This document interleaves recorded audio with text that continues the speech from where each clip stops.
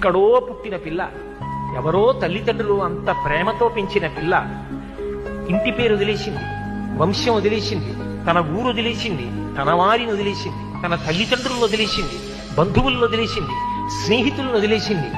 ముక్కు ముఖం తెలియని నా కొడుకు చిటికిన వేలు పట్టుకుని నా ఇంటికి వచ్చింది. తాను మరణ సదృశమైన వేదన పొంది ప్రసవాన్ని పొందింది. నేను తాతనయ్యానని తాను పొంగిపోతాను. నా వంశాన్ని నిలబెట్టింది.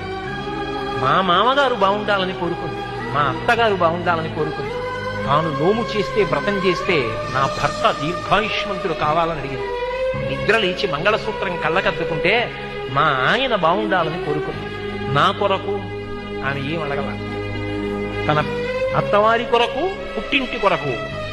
ఆ పిచ్చి తల్లి ఎక్కడో పుట్టిన పిల్ల నా ఇంటికొచ్చి ఇన్ని చేసిందే, ఆ పిల్లగా నాకెక్కువ, నా కొడుకు ఎక్కువ అంటే ఆ పిల్లే నాకెక్కువ, నా కోడలే